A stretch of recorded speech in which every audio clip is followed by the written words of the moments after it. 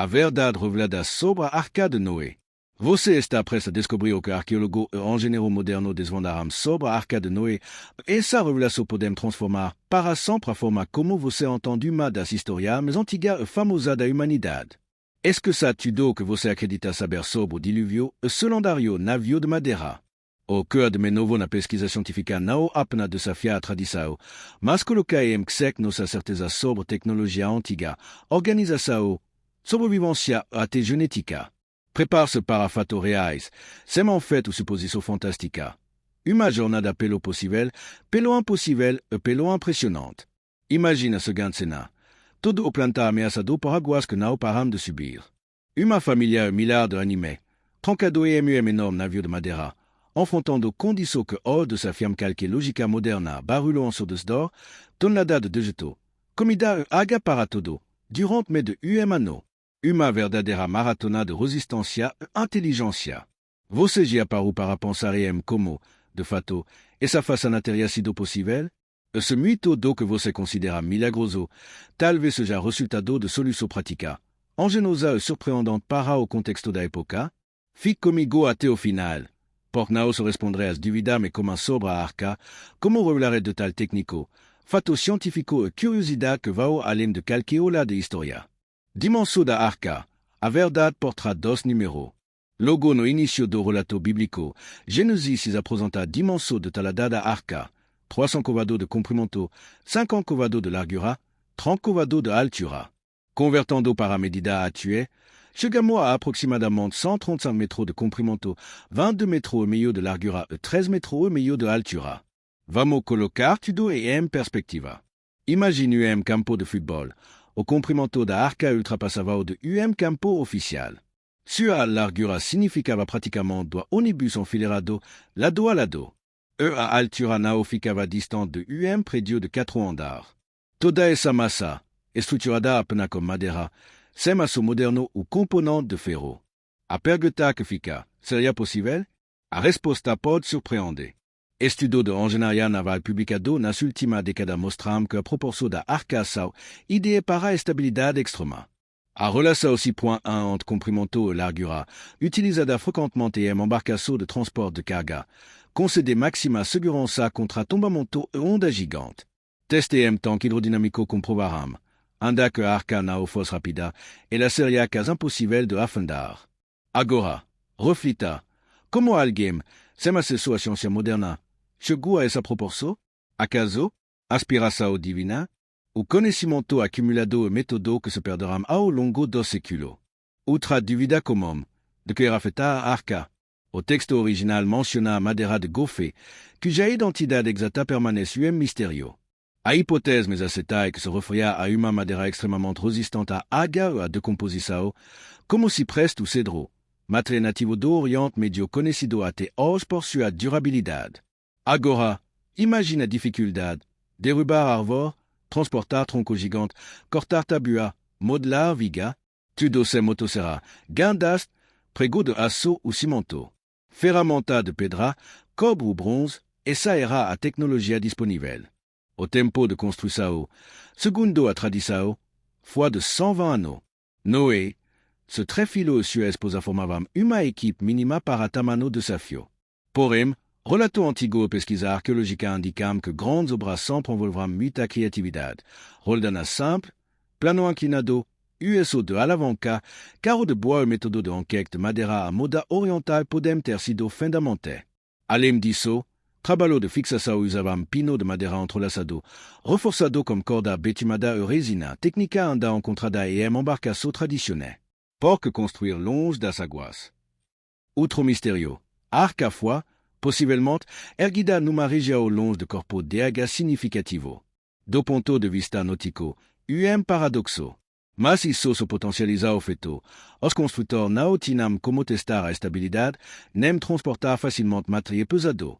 Essa decisão ilógica sobre critério humano reforça para muito o tom de obediência religiosa e convicção inabalável de Noé. Afinal, quanto anime existiam na arca, talvez o maior mito a ser quebrado, milho de espécie a bordo.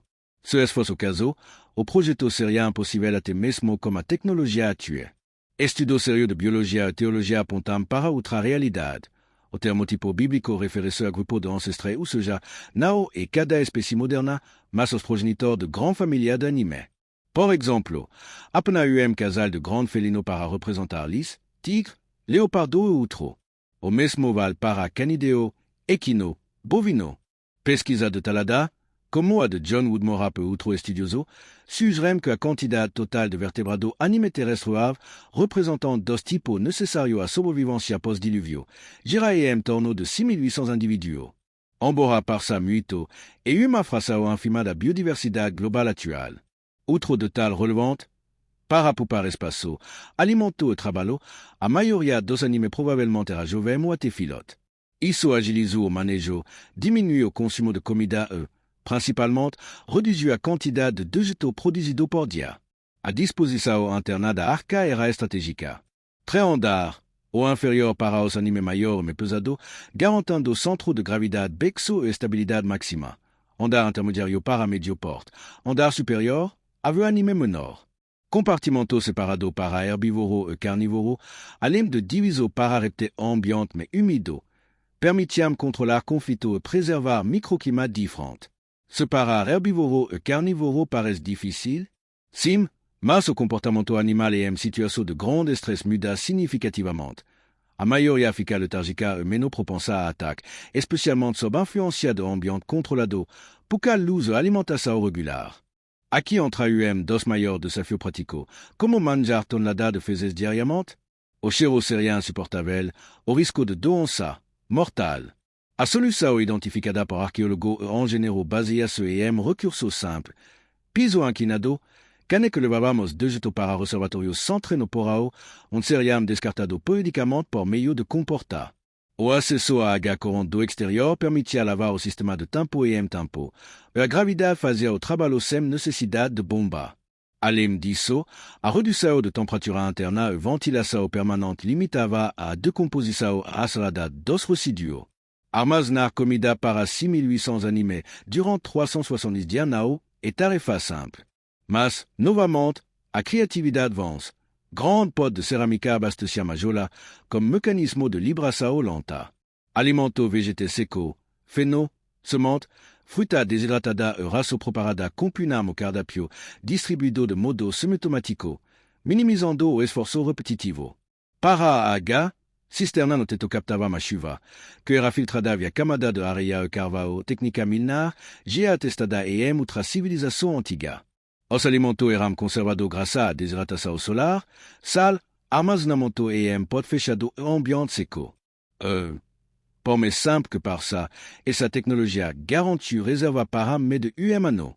Imagina o convívio de 8 pessoas com milhares de animais confinada por mais de 1 ano.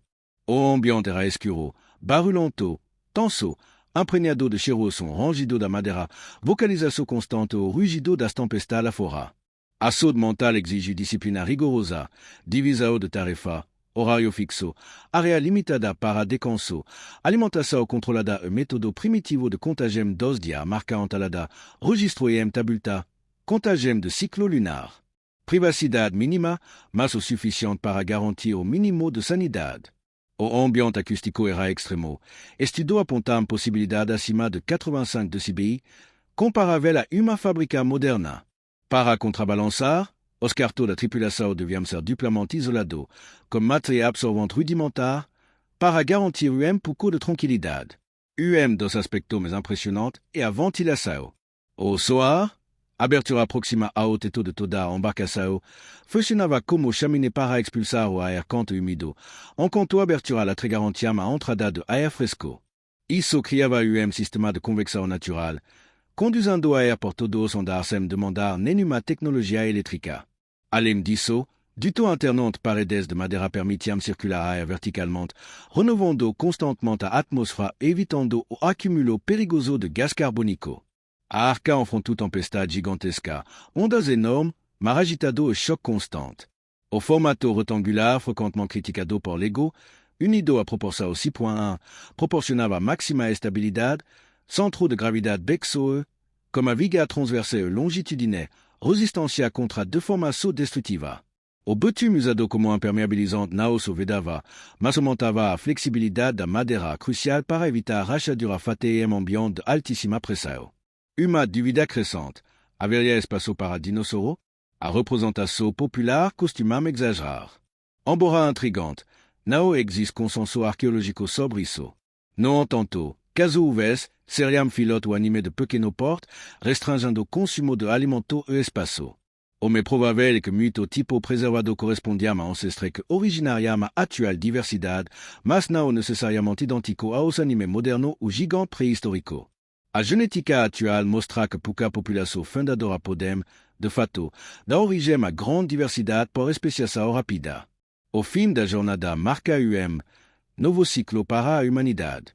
Após desembarque no Monte Ararat, Gênesis 9 consagraria a permissão divina para o consumo de carne, uma transformação total na dieta humana e no equilíbrio da relação homem-natureza. Do ponto de vista genético, estudos recentes mostram que toda a diversidade humana e animal poderia emergir, sim, de pequeno grupo ancestral, através de seleção rápida e adaptação ambiental ao longo dos séculos. Es reset global não é apenas religioso, mas tem paralelo científico e evento de gargalo populacional, documentado e outro período da história natural.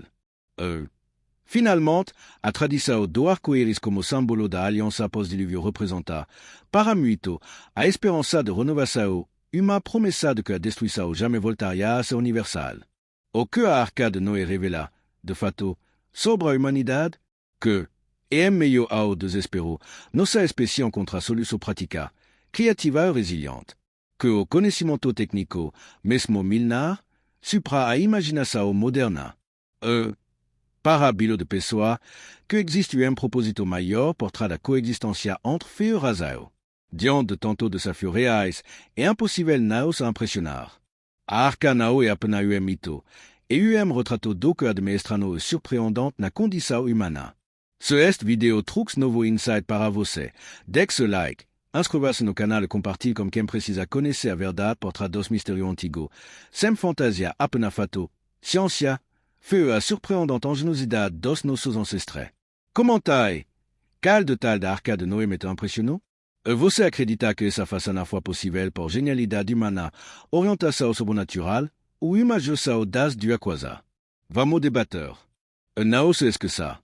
Para continuar nessa viagem fascinante pelo enigma das escrituras e da engenharia antiga, clique agora no vídeo sugerido na tela. Até a próxima!